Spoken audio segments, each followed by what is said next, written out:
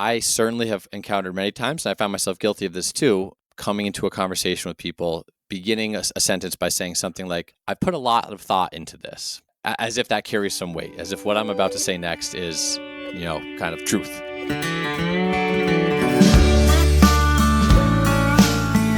What is up, everybody? And welcome back to the Schooling Struggle Podcast. It is our belief that the only guarantee in life is that we are all going to struggle.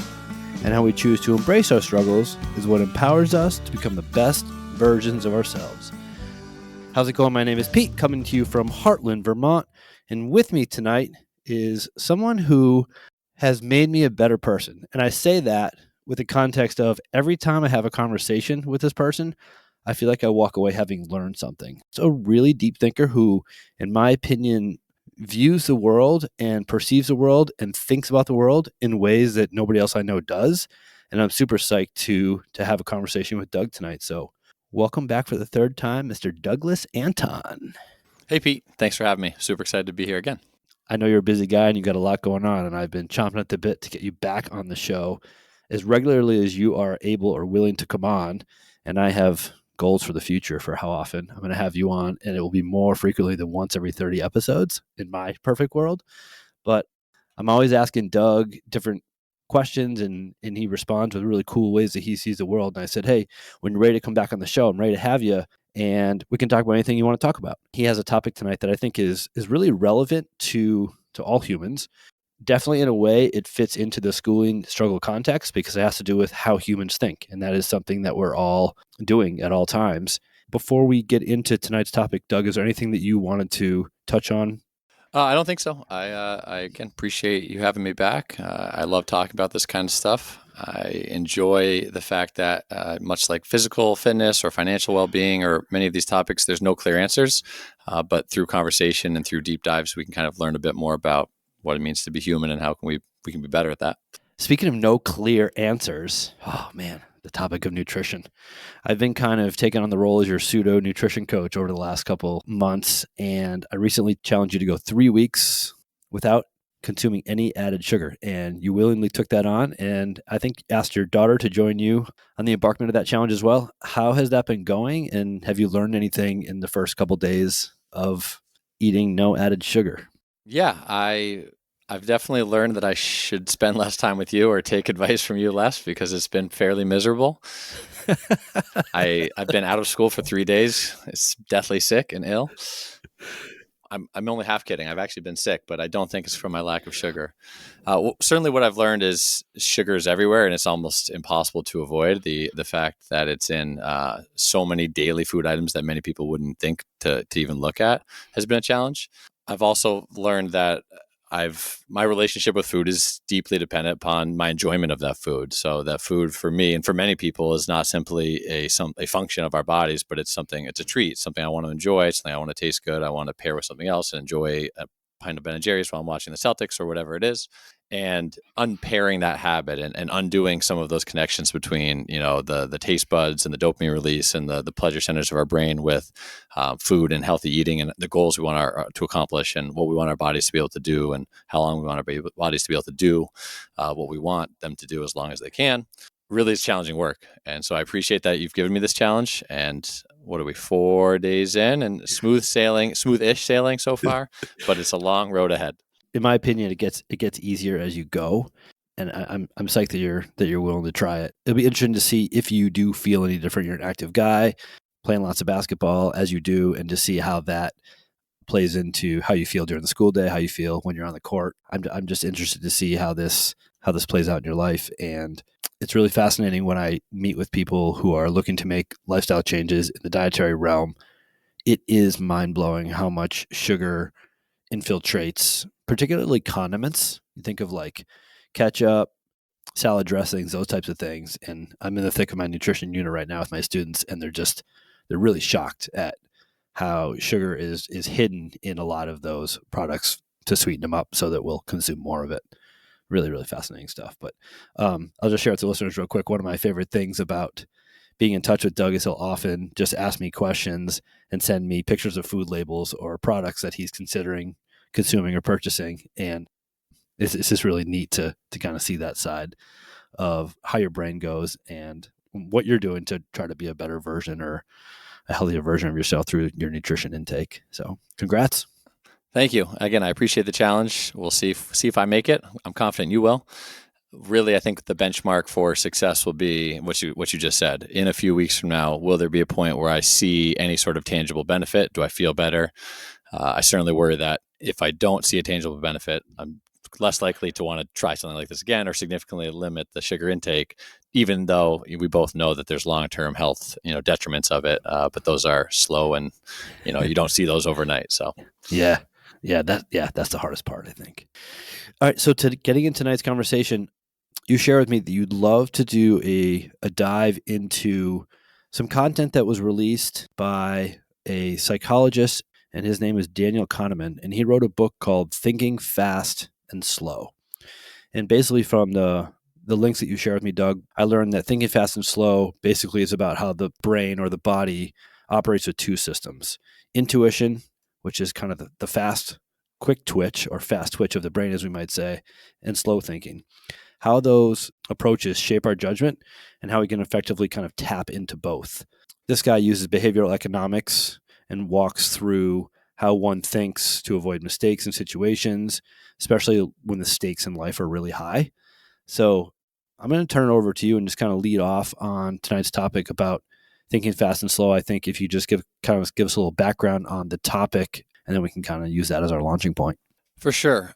This is one of the few books that's made a pretty big impact on my life, I'd say. Like you said, it came out 10 years ago. At the same time, many other similar kind of thinking and popular psychology, popular economics books kind of came out. And it had a pretty big impact on the field of psychology and the field of behavioral economics. One important kind of thing to note is that behavioral economics is often kind of called the cousin of psychology. It has nothing to do with money necessarily. Often people associate economics with money. Economics is really the study of scarcity and choice, and how humans kind of make choices when faced with scarcity. Like, I only have X number of dollars, but I have infinite needs. I need, food and shelter and water and sustenance, but I also need, or I want, things beyond that. And so these books came out and they pretty quickly grabbed America's attention, or the worldwide attention, for opening the door on how our minds really work and how our thinking is often shaped by factors that we don't know, that we couldn't identify, and that we are influenced by others. Right off the bat, the title of the book kind of tells you the whole thesis, that our brains kind of function in two forms. The first is thinking fast, and the second is called thinking slow, sometimes referred to as system 1 and system 2. So in system 1, as you said, it's intuitive, it's fairly innate, it's fairly reactionary, it's fairly automatic. You exert pretty much zero brain power to do it. So think walking to your car, tying your shoe, even reading a billboard while you're driving on the road, something like that. Things that you really don't exert any mental effort or energy in, and a kind of snap judgments that don't require a lot of brain effort or power. System 2, on the other hand, is the slower, logical, deliberate process where you're going to take time to weigh options. You're going to examine all possible information or evidence. You're going to look around for additional information. You're going to ask deeper questions, and then you're going to come to a conclusion or a judgment at the end of that process. It's kind of fascinating that in modern life today, especially, humans and people are faced with myriad questions and decisions nearly every day. I mean, as a teacher and as a parent, as a consumer, there's I think close to thousands of decisions we have to make on a daily basis, from what do we eat, what are we going to wear, what do I say when my student does that, what do I say to my child when they ask me this. And those questions and those decisions, at the end of the day, we often feel like, yep, I made that I made that decision for that reason. But when we later look back at it, or if we look kind of behind the curtains of your brain and your mind during those decisions, what scientists and psychologists have come to find is we're not as aware as we think we are of why we make those decisions. And often we make mistakes. And those are kind of called cognitive biases, that there's these kind of blind spots, these systemic errors that our mind makes in both system 1 and system 2, that when we become more aware of, we can get better at avoiding those errors. Yeah, I actually was reading this and had no clue what the definition of behavioral economics was. So that was actually going to be my first question for you. And I appreciate you answering that. In some of the material that you share with me, it says that there's kind of three major or big takeaways from this book, Thinking Fast and Slow. And where I'd love to start that conversation with one of those is is this. Solving complicated problems takes mental work. So our brain cuts corners when we're tired or we're stressed. I can relate to that on so many levels. And just literally 15 minutes ago before I came down here, my wife just looked at me and she said, man, every night I have plans to get things done. I have plans to do that laundry over there. I have plans to tidy up that corner over there. I have plans to put that item where it actually belongs instead of where it's just laying. And then she says, for how long I've been teaching, 21 years, I still fool myself in the morning and think that I'm going to do it at night. And the night rolls around and I'm just too exhausted to think about this stuff or to put the mental energy into this thing and kind of leave it to the next day. I don't know if that fits into what this is saying, but when I read that, that's first where my mind went, is the mental energy or the cognitive capacity that goes into any of this thinking or any of the decision-making processes. Absolutely. One of the biggest concepts, I think, and that has a lot of relevance to most people, is the concept called cognitive ease. Basically, what it means is our brains like to take the path of least resistance. And this is probably true of our bodies and our muscles and in many facets of life, right? Who knowingly takes on challenge besides, the few people that really love to seek that. And so our brains are no different, our minds are no different. This is the why, clickbait titles or, Netflix shows or, things on Facebook or social media that are little snippets of information are way more attention grabbing than, the 30-page academic article you need a PhD to understand, even though that may be a better source for the question you're asking. So you may be throwing into Google an important question that you were seeking real advice or information for, but our brains are more likely to click that 30-second or 3-minute YouTube video explaining the answer rather than clicking on that 30-page academic source. And so when we kind of acknowledge that our brains are hardwired to prefer this kind of relaxed, lower effort state, we need to recognize that many of our choices and our decisions are going to be made by that system one, that process where we're not necessarily putting in that slow, deliberate, and analytical thought into decisions. And oftentimes that's fine. And humans have evolved with that system for a reason. If I'm living in prehistoric days and I see a lion for the first time, hopefully there's some part of my reptilian brain that says, that looks dangerous, you should avoid it at all costs. And I don't need to sit there and kind of, spend half an hour debating what I should do in that situation, but I should act more automatically and instinctually. The world is much different. And so now when we're faced with a variety of other choices, some lower stakes and some higher stakes, we still tend to rely on that initial instinctual response in many situations. So one example I can give you just kind of off the bat, and this is an example that's used in the book. So hopefully you haven't found it in any of your research. So it's just a simple kind of math word problem. I'll read it to you right now. And P, you can think about it for a few seconds. Don't use a calculator. Don't write any numbers down, but just kind of give the answer as it comes to you. The question is called the bat and the ball problem. There's a baseball bat and a baseball, and they cost $1.10 in total. The bat costs $1 more than the ball costs. So the question is, how much does the ball cost? 10 cents. That is what close to 90% of all people say when faced with that question. And of course, if the ball is right. If the ball 90 cents, yeah. The ball is 10 cents and the bat is $1 more, then the bat would be $1.10 and the total would be $1.20. So this is a great example where our system one thinking can go awry. And you said that fairly confidently. It seemed fairly straightforward, right? Imagine how many other times we do that in the day. And often, again, there are no consequences. There's no consequences right now for getting that, that math question wrong. But over our lifetime and over higher stakes decisions and over situations where we care more about the results, things like that, mistakes that are based in the same kind of process in our brain as that mistake right there, they add up and they can have a negative impact on the decisions we make. If I say 2 + 2, you're right. You don't need you would get that correct 100% of the time using that same automatic process. The fact is this one was just a bit more tricky and a bit more complicated, but at first glance we weren't sure of it, and so we still trusted kind of our gut instinct. There are many situations like that in life, I think, and understanding and acknowledging the system one versus system two is a start to helping us make better decisions. In my life, I call that ready, fire, aim. And that is something that I do often. It doesn't always result in a great ending. I handled a tantrum of my daughter this morning prior to school in a way that was much like that. And then looking, I actually sent her teacher a message that said, I apologize for dropping off a really pissed off 8-year-old this morning. And she wrote back and said, we reflected on it and we talked about it. Or her teacher is absolutely fantastic.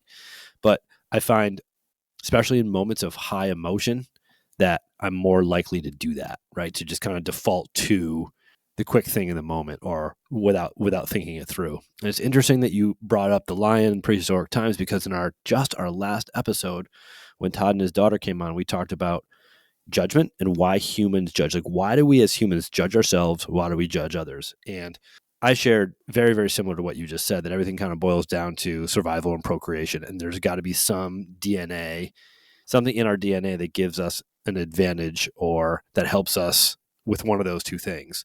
And when it comes to judging, this psychiatrist from Switzerland named Carl Jung was saying that it's just easier to judge, to put something in a bucket or to do something with it quickly mentally and move on, because if you take time to look into that, that takes more effort, and to take more effort, all these other things kind of transpire from that. So it's what you're saying is very, very similar to what we talked about last episode. I just think it's so fascinating.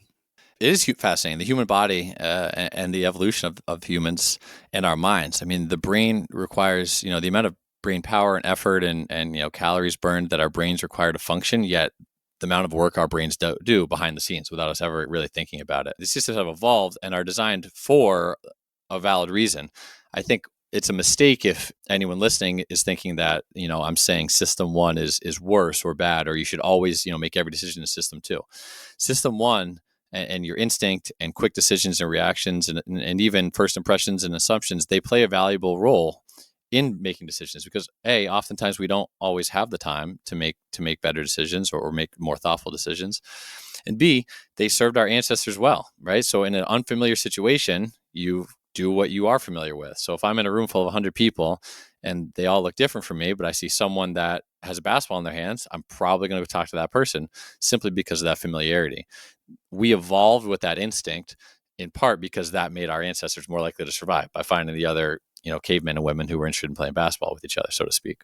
Yeah. Without system one, you're never going to cross a busy street, right? You'll Exactly. be standing on that curb for the rest of your life. Exactly.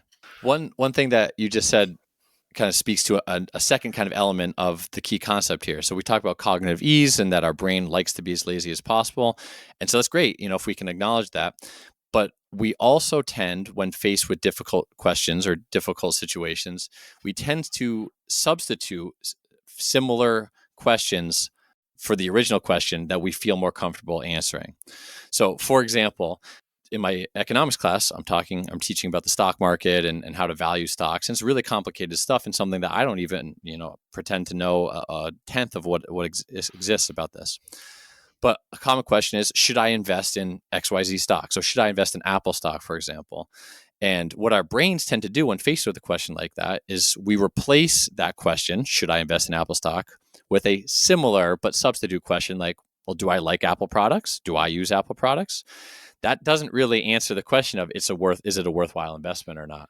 But it does kind of keep our brain at ease and kind of suit that need for, oh, yep, that's something I'm familiar with. I have an iPhone. Most of my friends have iPhones. So yes, Apple's probably a profitable company. We use their products. They are worth investing in, even though their share price, for example, could be much higher than what other people may actually value it at.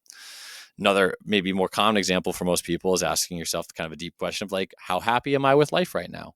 That's a really tough question. And I think most people, if you ask them that, they probably won't say, that's a really important question. I'll let you know tomorrow or next week or, a month from now. They'll probably say something. They'll probably substitute in their mind the question, how happy are you with your life, for what is my mood right now? Or how happy am I right now in this moment? And I think that we see that every day with the kind of pleasantries of like, hey, how's this going? Good. Good. Okay, bye. That always frustrated me because A, people don't mean it, and B, it's not really the intent of the conversation. It's become this, this kind of socially stated pleasantry that we have to express, and it kind of prevents people from having a real conversation of, no, how are you right now? What's new in your life? What's happening right now? What are you looking forward to? What are you thinking about? Those are the important questions, and the questions I try to ask people when I come across them. Yeah, so this is a clear example of what I was talking about when I introduced you, how you think differently and how I have benefited from that. And last school year, the second half of the school year, second semester, you and I shared a teaching space, and I came in early on the semester. I said, "How you doing?" And you said, "Do you want me to answer that with the word good, or do you want me to really give you the answer?" And I thought, "Oh, that's awesome." So then we decided that day that we weren't going to lead off with asking each other that question. We were going to find a different question to ask each other. And then I remember walking into your space each day thinking like, "Oh, what's a good question I can ask Doug?" Like, and I'd go in and ask you what was your favorite color, or if you could travel any world right now, where would you go? Those types of things. And I just thought it was kind of a really cool way to approach communicating with someone that's not as, I don't know, humdrum or run of the mill. I think, a real easy way to see the value in this is just ask yourself, when was the last time you had a meaningful or important conversation with someone that began with, "How are you?" Pretty rarely that's going to go anywhere other than, good or okay or whatever. And so, finding those other questions. A good one I found lately is, what have you been thinking about lately? Because that leads to some good conversations. Yeah. One that I love is, what do you love to do when you don't have to do anything? That, I think I learn a lot about people by the way they answer that question. And I'm also really just fascinated by like geography and people's backstories. So I don't ask it to kids as much, but with adults, I love to ask them where they grew up. Yeah, with our students especially, the question of, what would you, if you didn't have to do something right now, what would you do? It's fascinating because so many times, especially when helping students, the honors program students with their capstones, where they truly can create a project out of thin air and do really essentially whatever they'd like. So many students say, "I don't know," or something like, "I could do a math thing or an English thing." They kind of think in the framework of school. And my first response is, if it's in the middle of summer and you can do whatever you want, what would you do? I'm doubting it's something related to some academic subject, even if it's a favorite subject, you enjoy it.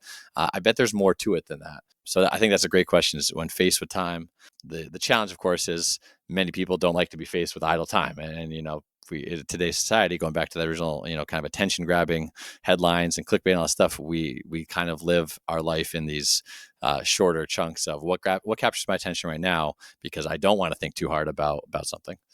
Yeah. And that's actually what I was thinking about earlier in the conversation when you were talking about how, what was the term you used? Ease? Cognitive ease. Cognitive ease, and how different social media apps and different mindless scrolling that we do, that, I mean, to me, there's no more clear representation of cognitive ease than that. Oftentimes, if we say to people, if you could do anything, what would you do, and give them the opportunity to do that, they might do it, but they're also pretty cool just mindlessly scrolling for that cognitive ease piece. But like you said, there's got to be a reason why we seek that.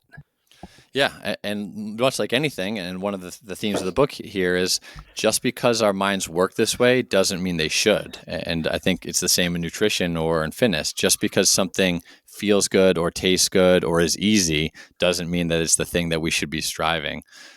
And this is, the kind of cognitive realm here is a double-edged sword, because we need to unlock that second level of thinking and really go deep in order to answer the questions and kind of get our mind out of that stuck in level one only. That's cool.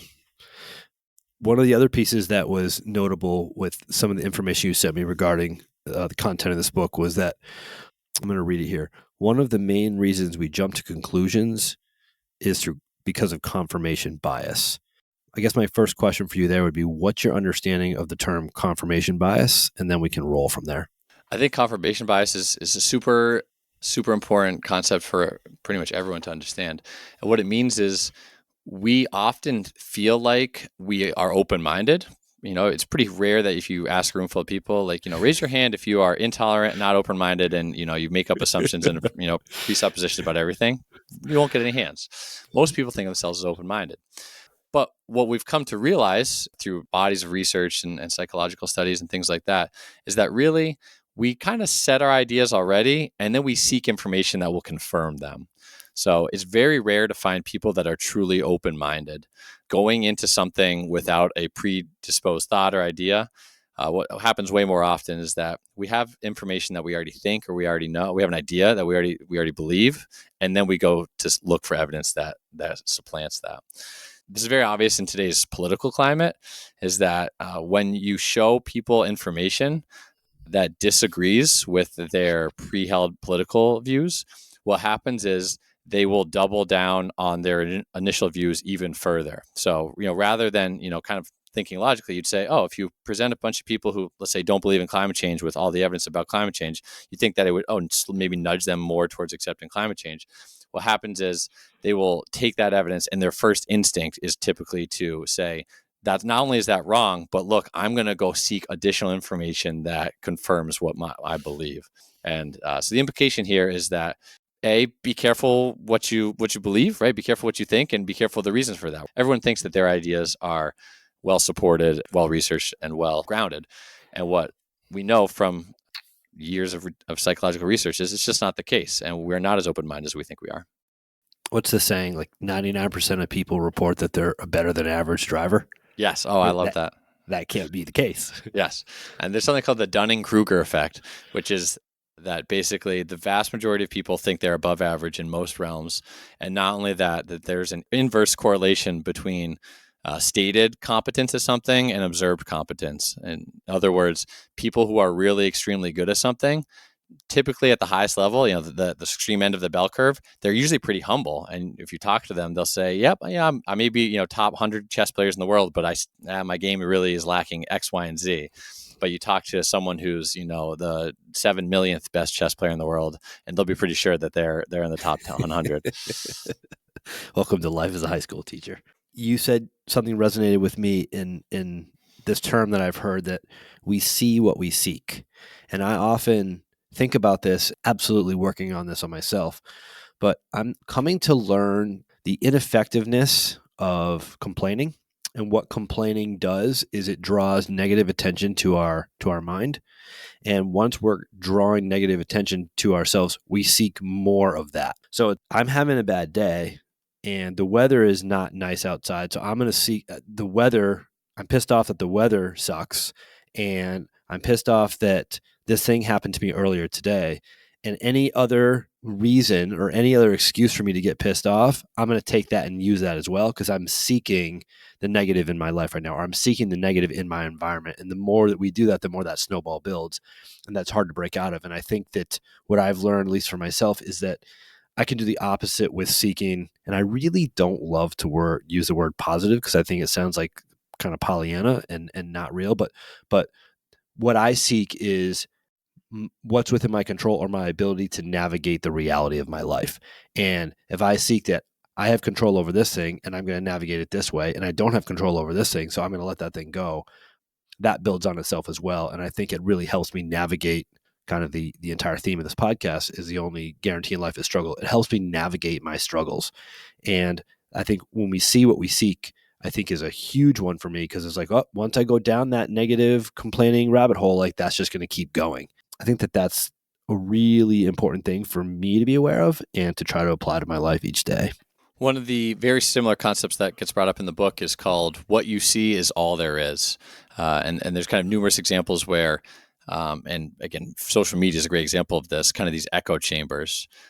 So if all I see every time I go on my social media pages is I see XYZ politician is doing this, or XYZ person is saying this, or crime, or whatever, I begin to think, oh, that's all there is. That's the only side to this, and that's every information. So if I'm going through my day saying life sucks and it's raining outside and my car broke down and this and this and this, you tend to kind of put yourself in this bubble where you think that that's all there is to see. And so much like confirmation bias, a person becomes self-selecting in what they see, how they see it, and also even who they spend their time with. And those things are going to compound into more negativity. And so if we can, again, the whole key with all the information from this book and how it impacted me is there's never going to be an aha moment of there's not one key idea that like you and I will end the podcast with that like everyone's going to walk away saying, oh, like that's the magic key. But it's through repeated kind of conceptual understanding and thinking through these examples and a slow kind of awareness, acknowledgement of that is how our minds work and it is how our brains work. And I think the more people get used to the idea of, our brains are, we're not in control of our brains. Our brains are in control of us. And it's kind of weird when you put it like that. But, a vast majority of our, cognitive processes happen without us thinking about them, right? So we're breathing, our heart rate's being regulated, our body temperature, our internal organs, even the words that are about to come out of my mouth next are largely a process created by a part of my brain that I am not necessarily in direct, active, conscious control in. When you're writing, for example, now I'm moving more into system 2, where I'm going to spend a lot of time thinking and thoughtfully processing about what I say next. So we go about our lives in this level 1 process. And when we can acknowledge that and we start seeing those places where we may be making mistakes or we could be making better or improved decisions, that's, I think, when we can see real progress. So I know that you prepare for these conversations that we have on the podcast, and you have notes and other thoughts in regard to this. But I'm curious to know, we at least I feel like I spent a lot of time talking about that system 1, that quick thinking. Is there anything else that you took away from the book regarding the system 2 and kind of the deeper side of thinking? I think that it's dangerous to think that one is better than the other, and also dangerous to think that the biases and the flaws that exist in system 1 don't exist in system 2. I certainly have encountered many times, and I found myself guilty of this too, coming into a conversation with people, beginning a sentence by saying something like, I put a lot of thought into this. And that, as if that carries some weight, as if what I'm about to say next is, kind of truth and definitive. And while I value the fact that we are putting whoever, me, myself, or whoever I'm talking to has put thought into what they're saying, I appreciate that more than someone saying, I haven't thought about this at all, and here's my decision, by the way. I think that we are kind of deceiving ourselves if we think that just because we put a lot of thought into something that automatically that's the magic key. So much like, I can run on a treadmill for 17 hours a day if my goal is to get in shape, but that's probably not realistic. Or if my goal is to become stronger in my upper body, that may not help at all. And so the fact of mere spending the amount of time or even effort spent thinking doesn't necessarily translate into better thinking. Just kind of like when, a student says, hey, I wrote a 10-page essay, right? Well, is it quality over quantity? Just the length of something doesn't necessarily improve the quality. If we think of some examples where you might be using system 1 or system 2, think about the last big purchase. The last time you spent over $1,000, maybe your lawnmower. Yep. Yeah, you were a big part of that process. This past summer, my 10-year-old lawnmower broke, and when I went to look to see the replacement of that, the exact same version of the lawnmower that I bought 10 years ago had literally doubled in price. And I was shocked that it was that expensive compared to what I paid for the lawnmower 10 years ago. This is a great example in so many ways. So there's multiple effects that we can talk about right here. The first one I would say has a lot to do with that cognitive ease we're talking about. This is how marketing and branding has really gotten a hold, especially in the United States. We see ads on TV all the time, and very few people, see the McDonald's ad and say, oh, I'm going to go get on my car and go to McDonald's right now. But it's the familiarity with it, right? It's the fact that over and over and over, our minds are blasted with every time we see a certain logo or a certain company sign or slogan, we associate it with either price or quality or speed or taste or some experience, and it creates an association. And that's system 1, right? That's a shortcut in our brain. So the next time I'm driving down the road and I have to say, where can I grab a quick bite to eat? I'm probably not going to be, especially if I'm driving, it's probably going to be pretty hard for me to really come up with a pros and cons list, really think too deep about it. I'm likely to stick with kind of my intuition, my instinct. With a lot of young people, especially, I'm often frustrated by, their brand loyalty. High school kids who don't make a ton of money, yet they're spending a lot on a certain brand because clearly that brand has gone to them. That brand has gotten to that point where inside their mind instinctually, if they're not wearing a Nike basketball shoe, well, then it sucks. Whatever everything else that's not Nike sucks in their mind. And it's frustrating to me to see that because we need to overcome that. Otherwise, kind of corporate America wins, so to speak, and we become kind of mindless consumers of their stuff. The second element that you just brought up is you considered the price 10 years ago and you saw that it had doubled in price. In the book, we learn a lot about this thing called the anchoring effect. I don't know if you're familiar with it at all, but the idea is the first time we see some information, and a price is a really good example of this, we become anchored to that price, we become connected to that information, and every other judgment or decision or assumption we make related to that item is going to keep that price in mind. So this is the reason why so many products, especially at Black Friday, we'll see one price with a crossed out, and then you'll see the new price. right? That truly is just marketing gimmicks. And if you find right now, I mean, they've done numerous studies on this, Black Friday sales really don't exist anymore. Essentially, most companies slowly raise their prices over the month leading up to Black Friday so that they can then just say, look, a week ago, this was $200 more, and look what we've lowered it to. But if you actually look at the price history of their items, and there's a bunch of good sites you can do this. A good one, if you use Amazon a lot, there's a website, an app called Camel, where you can put a price of something, and it'll show you its Amazon price history over the past several years. And you can see some really clear trends. So it's literally like the animal camel 3 times in a Yep, row. exactly right. Huh. Yeah, and it's a great. So if you're ever going to buy something, it's a heuristic, right? It's a shortcut. It's our brain thinking, aha, we've gotten a deal. I don't need to do extra research. I can justify spending X number of hundreds or thousands of dollars because this one fact, the fact that I see this number crossed out, that's giving me kind of that reward of I'm getting a deal. This is a good choice. This is a good decision for me to make. Yeah. That's fascinating. Are you happy with your lawnmower, by the way? I am very happy with the lawnmower. And as you know, not only did I spend twice as much as my former lawnmower, I got the upgrade from there because it was $1,000 upgrade, but that week or whatever, it was only a $500 upgrade because there was a $500 rebate on the next size up. Nice. Yep. Do you think the lawnmower company took a loss to give you that deal, or do you think that they are still Absolutely profiting not. off you? No, but I still think that extra $500 spent for the next upgrade was worth it for me. And I have to justify my decision to buy it, right? We got to feel good about my decision to buy it. Of course, right? So confirmation bias too, right? You're kind of hitting all the things. And again, I poke fun at you only because we're all guilty of this, and I do the same thing. And we're fools to think that we can ever be fully immune from it. But when we're talking about money, especially, going back to the first time you had me on, and we spend a lot of time talking about money, it's an area of life where most people don't like to put a lot of thought into because it is hard or because it's taxing or it's stressful. And there's a lot of people out there who are willing to make our decisions feel easier regarding money. But of course, there's something in it for them as well. At the end of the year, Spotify sends us, it's called the wrap up, and it gives you all these different analytics about the podcast. And your episode, Financial Fitness, is the third most listened to episode of our 78 episodes. That's a real honor. So what were number 1 and number 2? Number 1 was our first one called Todd and Peter Struggling. And Rory Salzano took number 2 with Moving On from Mean. That's awesome. Rory's awesome. Yeah, she is. Last thing I wanted to bring up before we bring the conversation to a close is in regard to this topic. When making a decision, we should always focus on multiple factors. What are your thoughts on that statement? Yeah, I think one good example I've often heard is kind of taking the inside view versus the outside view. So imagine a group of teachers getting together and they're having to write some curriculum for a new class, and it's a co-taught class.